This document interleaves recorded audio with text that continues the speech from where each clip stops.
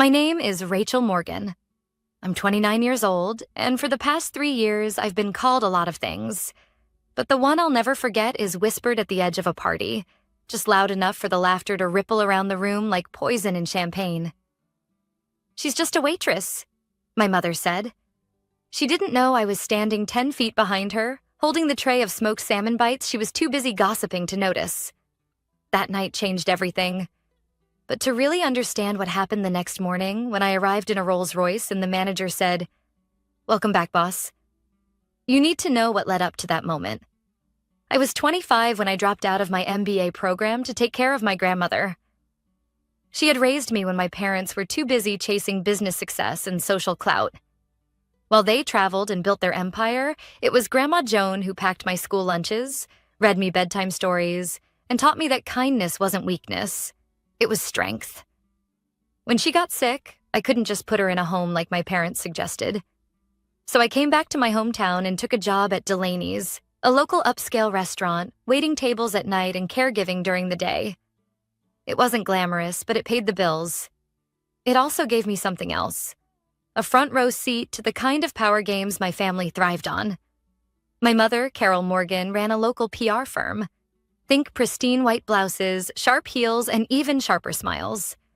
My father, Harold, was a partner in a logistics company. My younger sister, Vanessa, had just gotten engaged to the son of one of my father's business associates. That engagement party? It was the social event of the month, and apparently I wasn't invited. Technically. Vanessa had said, "You're welcome to stop by after your shift, Rach." No need to dress up. No need to dress up. That should have been the first clue. But I went anyway. I clocked out at Delaney's at 7:45 p.m., still in uniform, and walked the 3 blocks to my parents' house. I wasn't trying to make a scene. I just wanted to congratulate my sister. I brought her a small gift, a vintage pendant Grandma Joan had once told me she loved as a child. I walked in through the side entrance like I used to when I lived there. The house hadn't changed. Same polished floors, same glimmering chandelier in the foyer. I made my way toward the garden where the party was being held. That's when I heard it. "She's just a waitress," my mother whispered, her voice honeyed with mock concern. I mean, it's tragic, really. So much potential. "And she serves food now." For tips, a chorus of polite laughter followed. "She won't be here long," she added. "She said she might stop by. Let's pray she doesn't bring one of those tragic trays with her." I stood there, rooted to the spot.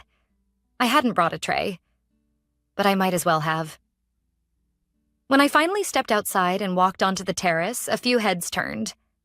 My mother's smile stiffened, like plastic. Vanessa blinked like she didn't recognize me. And my father? He avoided eye contact entirely. I handed Vanessa the small wrapped gift. "Congratulations," I said, my voice even. "Oh," she said awkwardly. "Thanks, you didn't have to. We weren't sure you'd make it." Neither was I. The silence that followed was unbearable. I left after 15 minutes before the first toast. Nobody tried to stop me. That night, I sat alone in my small apartment above the bakery, the pendant box unopened on the kitchen table. My grandmother had passed away 3 months earlier, and I was alone for the first time in my life. But that night, something changed. Not just the shame or the sting of my mother's voice. No, what changed was a decision. I was done being quiet. Done letting them define me. Because what they didn't know, what none of them knew, was that I wasn't just a waitress. I had started a side business during those long nights after my shifts, an anonymous blog about restaurant management and profitability. That blog had gone viral in certain circles. Investors had reached out. Deals had been signed. And 3 weeks before that party, I had officially become the majority shareholder of the company that owned Delaney's. The restaurant I had waited tables in? I owned it now. But I hadn't told anyone yet. That was about to change. The next morning, I showed up at Delaney's in a charcoal pantsuit, heels, and a quiet fire burning behind my eyes. I stepped out of a car I'd had delivered from a luxury rental service. For impact, The Rolls-Royce Phantom purred like a cat in the morning sun. As I stepped onto the sidewalk, the manager, Philip, stepped forward and smiled. "Welcome back, boss." I walked through the front doors of my own restaurant, knowing that by noon, my entire family would know exactly who I was. By 9:15 a.m., word had started to spread. In small whispers, over espresso machines and beneath polished marble countertops, staff who had once worked beside me were now realizing something had changed. That the woman they used to split late-night shifts with was now the one signing their paychecks. "Did she buy Delaney's?" "I thought she was just a waitress." "No. Did you see the car?" I heard the murmurs but kept my expression neutral as I walked through the restaurant like I had 1,000 times before. Only now, the energy around me had shifted. Respect, confusion, curiosity, even a little fear. Philip, the general manager, walked beside me, his clipboard clutched against his chest. "Everyone's in the staff room. You ready?" I nodded. "Let's not keep them waiting." He led me past the kitchen, where chefs paused mid-prep to glance in my direction, and into the staff room where around a dozen employees sat waiting. Some were newer faces, others old friends. Jess, who I used to split tables with on Friday nights. Luis from back of house. Even Yvonne, the sharp-tongued hostess who once told me I was too smart to serve food. She raised an eyebrow as I stepped in. Philip cleared his throat. "Thanks for coming in early, everyone. We have an important announcement this morning. As of last month, Delaney's changed ownership." A ripple of surprise went through the room. I kept my hands folded in front of me, the image of calm. Philip gestured to me. "Please welcome your new majority owner and executive director, Rachel Morgan." Dead silence. Jess's eyes widened. Luis let out a low whistle. Yvonne's jaw literally dropped. I took a breath and stepped forward. "Hi. I know this is unexpected. Some of you have known me as a server here. Some of you might only know my name from the roster. But for the past 2 years, I've been quietly working on building something bigger." I paused, letting the tension simmer. Through that work, I've acquired a controlling interest in this restaurant and 2 others in the metro area. Delaney's is the flagship, and starting today, we're making some changes. Another beat. We're increasing wages by 8% across the board. We're adding wellness stipends, and everyone here will now get quarterly bonuses based on performance and team success. Gasps and murmurs broke out. Jess put a hand over her mouth. "But more than that," I continued, voice steady, "I want this place to be what it always could have been. A restaurant that values people, not just profits. I've been on your side of the table. I know what it's like to pick up a shift on your birthday because rent's due. I know what it's like to smile while customers talk down to you. That ends here." Luis raised his hand slowly. "So, you really own this place now?" I smiled. "I do, and I plan to make it better." Jess laughed softly. "My mom is never going to believe this. She still thinks you're bussing tables." Yvonne stood slowly. "So all those nights we thought you were just another burned-out grad school dropout." "I was," I said honestly, "but I also had a plan." Her gaze flicked toward Philip, then back to me. "And now you're the boss." "I'm still Rachel, but yes, I'm also the boss." It was surreal, standing there in a room where I used to blend into the background, and yet I wasn't angry. I wasn't there for revenge. Not exactly. But my family? They were going to find out. Soon. Because at 11 a.m., my mother had scheduled a client lunch. At Delaney's, in the private dining room. She had no idea. I turned to Philip. "Let's make sure everything is perfect. I'll be sitting in on that lunch." He nodded, hiding a grin. "Of course, boss." By 10:45 a.m., the room was set. Fresh linens, polished glassware. The menu customized with the client's name at the top. Carol Morgan PR had spared no expense. I stood just out of sight, behind the tinted glass partition as my mother breezed in wearing her signature power suit and heels that clicked with authority. She didn't notice me. Not yet. She was too busy barking instructions to the waiter, Marcus, who was clearly trying not to roll his eyes. "Get my usual table," she snapped, "and make sure no one disturbs us." 10 minutes later, her client arrived, a woman in a crisp navy blazer and expensive pearls. They exchanged fake smiles and air kisses. As they were seated, my mother leaned in close and whispered something. And just like that, I heard it again. "She's just a waitress. My older daughter. Brilliant, but emotionally impulsive. Wasted it all waiting tables." Only this time I smiled. Because in less than 5 minutes, I was going to walk through that door, take the head seat at the table, and introduce myself not as her daughter, but as the new executive director of Delaney's. And I couldn't wait to see her face when she realized the waitress now owned the floor she was standing on. I watched them from behind the frosted glass. My mother all poise and performance, gesturing gracefully with her hands, a curated smile plastered on her face. She was in her element, charming a new client, flaunting her status, casually humiliating anyone who didn't match her version of success. "Rachel?" Philip whispered from behind me. "Are you sure you want to do this yourself?" I nodded. "It has to come from me." He gave a small, proud smile. "Then go knock them out." At exactly 11:07 a.m., I walked into the private dining room. The door slid open silently. My heels clicked against the polished floor.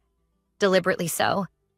My mother glanced up, ready to scold a server for interrupting. And then she froze. So did the client.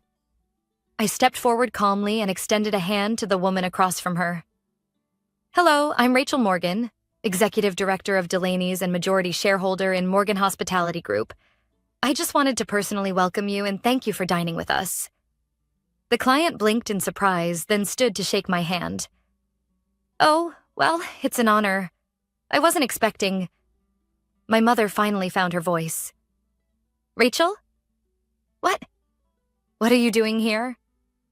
"Running the restaurant," I replied simply. "Didn't Philip tell you? Delaney's changed ownership. I oversee all operations now." There was no anger in my tone, just professionalism. My mother's mouth opened, then closed. Her face paled, the fake smile dissolving under the weight of reality.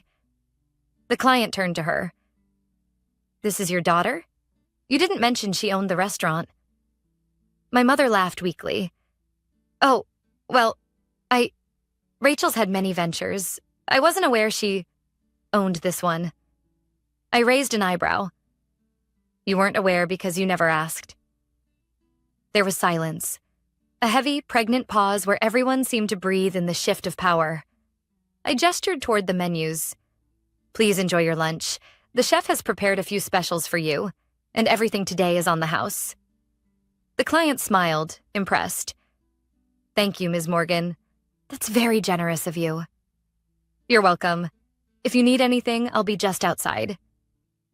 I turned and left the room without looking back, but I didn't need to. I could feel the tension simmering behind me like a pot ready to boil over. Back in the hallway, Philip handed me a fresh espresso. "You good?"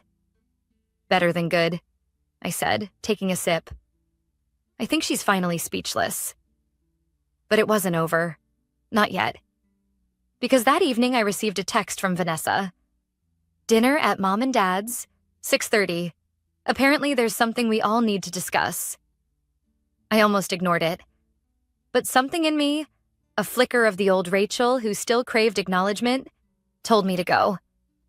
At 6:25, I pulled into the driveway in the Rolls-Royce again.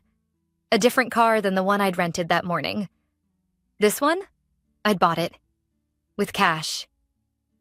The sun was beginning to set, casting long golden streaks over the familiar suburban lawn. The house looked exactly the same as it always had. White shutters, blue hydrangeas, and that perfect red front door that used to feel like a welcome sign. Now, it just looked like a stage. Inside, everyone was already gathered. Vanessa sat on the couch, scrolling through her phone. My father stood near the fireplace, drink in hand. And my mother? She was pacing. She stopped when she saw me. "You could have given us a heads up," she said flatly. "Would it have made a difference?" I asked, setting my keys down calmly. "You embarrassed me," she snapped. "In front of a major client." "No," I corrected. "You embarrassed yourself by lying about who I was. I just told the truth." My father raised his hand. "Let's not fight. Carol, sit down." She did, reluctantly. Vanessa finally looked up. "So, you really own Delaney's now?" "I do, and 2 more locations, and we're opening a 4th next spring." My mother snorted softly. "With what money?" "With the money I made from my blog, private consulting, and a few smart partners who believed in me before my own family did." Silence. Then my father asked quietly, "Why didn't you tell us?" I shrugged. "You never listened. Why would this have been different?" My mother's lip curled. "So what is this? Revenge? Prove us wrong theater?" "No," I said, standing straighter. "This is me living the life I built without your approval. But today made one thing clear. Your opinion doesn't define me anymore." Vanessa nodded slowly. "I mean, respect." It was the closest thing to praise I'd ever heard from her. My father cleared his throat. "Well, congratulations, Rachel. That's quite an achievement." I didn't reply, because the truth was, I didn't need their validation anymore. I stood there in the living room of the people who used to belittle me, now watching them squirm in the shadow of their own assumptions. And for the first time, I wasn't angry. I was free. 2 days passed before I heard from my mother again. A single text. "Are you free for coffee?" Just us. I stared at the message for a long time, unsure if it was an olive branch or a trap. We hadn't had a real one-on-one conversation in over a year. Even when Grandma Joan passed, my mother was all logistics. Funeral arrangements, seating charts, menu selections. Not grief, not connection. Still, something told me to go. We met at a sleek little cafe downtown, the kind she always preferred. All white marble and glass, expensive but minimal. I arrived first. She came in 3 minutes late, as usual, and sat across from me without a word. Her coffee order was complicated, of course. Mine was black. The silence between us felt heavier than it used to. She took a sip, placed the cup down carefully, and finally spoke. "You didn't just buy a restaurant," she said quietly. "You built an empire." I said nothing. "I looked up the blog," she continued. "Didn't even know you wrote." "You never asked." A long pause. "I suppose I didn't." She looked older than I remembered. Not physically, but in her eyes. Like something inside her was starting to fray at the edges. She glanced at me again, hesitant now. Vulnerable in a way I had never seen. "Why didn't you tell me, Rachel?" "About any of it?" "I tried," I said. "A dozen times. You'd cut me off, change the subject. Compare me to Vanessa. It became easier not to try." She exhaled slowly and stared into her cup. "I was trying to protect you." "From what?" "From failure," she said, finally meeting my gaze. "From embarrassment. From throwing your life away chasing ideas that didn't make sense to us." "Didn't make sense to you," I corrected, "but they made sense to me." "I know that now." Another pause. This time I let it sit. Let her feel the discomfort I had carried for years. She glanced out the window, then said, "Your grandmother would be proud." That hit harder than I expected. She was the only one who never doubted me, I said, my voice quiet. "She believed in things we didn't understand," my mother admitted, "and now I wish I'd listened to her more." There it was. Not quite an apology, but something close. She stirred her coffee again, slowly. "Your father and we didn't know how to support something we couldn't control. We raised you to follow a plan. When you deviated from it, we panicked. And judged." "Yes," she said to her credit. "And judged." We sat in silence for a while, the hum of the cafe surrounding us like static. Then she asked something unexpected. Would you ever consider consulting for my agency? I blinked. What? PR is changing. Digital strategy, storytelling. Your skills could help us. And frankly, I'd rather bring you in than hire another overpriced agency that doesn't get it. It wasn't just a peace offering. It was respect, finally verbalized. I considered it. Let me think about it. She nodded. Of course. Then she reached into her purse and pulled out a small velvet box. She placed it on the table, sliding it toward me. What's this? I found it in Joan's things after she passed. She said it was meant for you. I opened it slowly. Inside was a delicate gold necklace. A locket. I recognized it immediately. She used to wear it every Sunday. I clicked it open.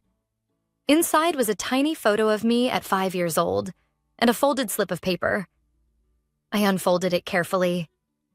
In Grandma Joan's handwriting were the words, "Never forget what you're capable of, even when they do." Tears welled before I could stop them. I closed the locket and held it tight in my palm. She always saw you, my mother whispered, even when we didn't. I nodded. She left me the house, I said quietly. In her will. I know. I plan to keep it, restore it, maybe turn it into a creative retreat for young women starting over. She smiled a little. That sounds like something she would have loved. We sat there in silence, the air a little less tense, the space between us a little less jagged. Maybe this wasn't about winning anymore. Maybe it never was. It was about choosing to become more. Not to prove others wrong, but to prove yourself right. 2 weeks later, Vanessa got married. A lavish affair at a vineyard just outside the city. Think chandeliers hanging from trees, violin quartets playing pop music, and centerpieces so large you could barely see across the table. My mother had started referring to it as the event of the season in her group chats. I had kept my distance during the planning, not out of resentment, but because I had stopped asking to be involved in things I wasn't really welcome to participate in. Until I received the invitation. Hand-delivered, formal, embossed in gold foil. Inside was a handwritten note from Vanessa. I know we've been distant, but I want you there. You matter, even when I don't say it. Love. V. It wasn't dramatic. It wasn't emotional. But it was real. So I went. And this time I didn't walk in unnoticed. I pulled up in my own Rolls-Royce, no longer rented, but purchased the week prior after closing a multi-year consulting contract with a restaurant investment group out of Chicago. They'd discovered me through my blog and were interested in buying into my brand. The first meeting was only supposed to be 30 minutes. It lasted 5 hours. The contract they offered changed my life. Again. As I stepped out of the car, dressed in a navy silk gown and classic heels, people turned. Whispers started, polite but curious. Is that her? Rachel Morgan? I hadn't been to a family function in years that didn't involve hushed judgments behind glassware. This time was different. Philip, my manager, had arranged for a small team to assist with catering oversight, one of the side businesses I'd recently acquired. He greeted me at the valet with a nod and a grin. Everything's running smooth, boss. Thanks, I said. And make sure the bride's cake gets staged early. Vanessa's been nervous about the photos. He gave me a mock salute and disappeared into the crowd. The ceremony was beautiful. Vanessa looked radiant, and I genuinely meant it. As I watched her walk down the aisle, I didn't feel envy or anger. I felt peace. She had followed the path laid out for her, and it fit her. I had forged my own, and it fit me. At the reception, I found my seat at one of the central tables, not off in the corner like past events, not buried in the overflow section behind the gift table. My place card sat directly across from my father. He raised a glass slightly in greeting. Glad you came. Wouldn't miss it. My mother hovered nearby, busying herself with introductions and social pleasantries. But occasionally I caught her watching me, not in judgment. Not even in comparison. Just watching. Halfway through dinner, a family friend leaned across the table. Carol tells us you own that restaurant downtown now. Delaney's, is it? I nodded politely. Yes, and a few others. We're expanding next year. How wonderful.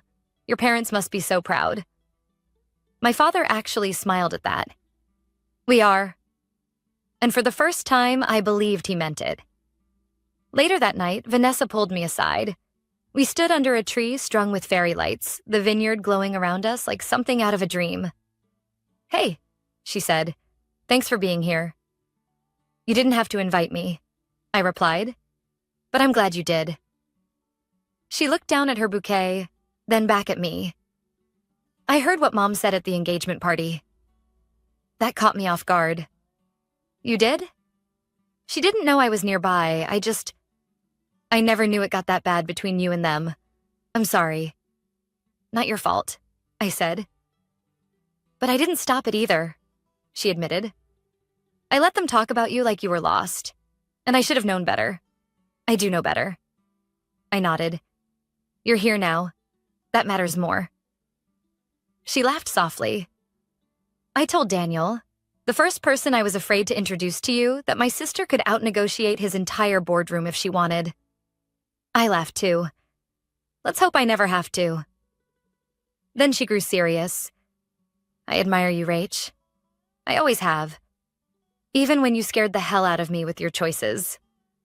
Thanks, I said, the words catching a little in my throat. That means more than you know. The music swelled behind us. The DJ had switched to something upbeat, and the dance floor beckoned. You coming? She asked. Yeah, I said. I'm ready. We walked back toward the crowd together, two sisters finally standing on even ground, not because we had chosen the same path, but because we had finally chosen to respect each other's. 3 months later, I stood on the porch of Grandma Jones' old house. The ivy had started creeping up the columns again, and the shutters needed repainting. But the porch swing still creaked the same way it had when I was 10 years old, legs too short to reach the floor, listening to Grandma talk about resilience like it was a muscle you could train. It was the first weekend of renovations. The house was mine now, officially transferred, keys in hand, plans drawn. I was turning it into what I always dreamed it could be, a creative retreat for women starting over. Women who had been dismissed, silenced, underestimated, just like I had been. The contractors were arriving the next day, but I wanted to spend one night here first, alone, to feel the energy of the place, to say goodbye to the old ghosts and hello to something new. I wandered through the rooms, fingers trailing along faded wallpaper. The dining table was still there, the one where Grandma taught me to balance a checkbook and where I once cried over a failed exam she told me didn't define me. It felt right to begin again here. As the sun dipped below the hills, casting golden light across the hardwood floor, I heard a car pull into the driveway. It was my father. I met him at the front door. Thought I'd find you here, he said, holding a paper bag that smelled faintly of takeout. I figured you'd call first. He shrugged. Wanted to surprise you. Brought your favorite, Thai, from that little place you used to beg us to try. I stepped aside, letting him in. We ate at the old table, the same chairs still creaking beneath us. There wasn't much small talk, just quiet chewing and the occasional shared glance. But when the food was gone and the silence lingered, he finally spoke. You were always meant for more. I looked up. That's not what you used to say. I know, he admitted. And I was wrong. I thought more meant titles and corner offices. I didn't understand that it could mean freedom, or vision, or building something from the ground up. I let that settle. Then I asked, why now? He sighed. Because I've been thinking. About the way we raised you. About all the moments we dismissed what didn't look familiar. We thought success had one shape. You proved it doesn't. I swallowed hard, surprised by the emotion rising in my chest. I was proud of Vanessa because she followed the path I knew. But I'm proud of you because you didn't. and still made it. There it was. The thing I had wanted to hear since the first time I waited a table and felt like less because of it. I smiled. Thank you. We sat in silence again, but this time it was warm. He glanced around. So this place, you're really going to turn it into a retreat? Yeah, for women who need a reset, who've been talked down to, or pushed out, or made to feel small. Your mother told me. She said it's the most meaningful thing you've ever done. I raised an eyebrow. She said that? He chuckled. She did. She's changing too. Slowly. It's hard for her, being wrong. I nodded. It was hard for me too, but healing starts somewhere. He stood and walked to the living room, picking up a photo of Grandma Joan from the mantel. She'd be proud. She always was, I whispered. Later that night, after he left, I walked outside and stood barefoot on the grass. The moon hung low and the air was heavy with the scent of lilacs. I looked up at the house, peeling paint and all, and felt something I hadn't in years. Peace. I no longer needed anyone to clap for me. I no longer craved validation in rooms where I was once laughed at. I had become the woman my younger self needed. Not perfect, but whole. And when I stood in front of those women one day, those future guests of this retreat, I would tell them, you are not just a waitress, or a secretary, or a divorcee, or a single mom, or a woman starting over. You are more than the labels they gave you, and your path is not just valid, it's powerful, just like mine.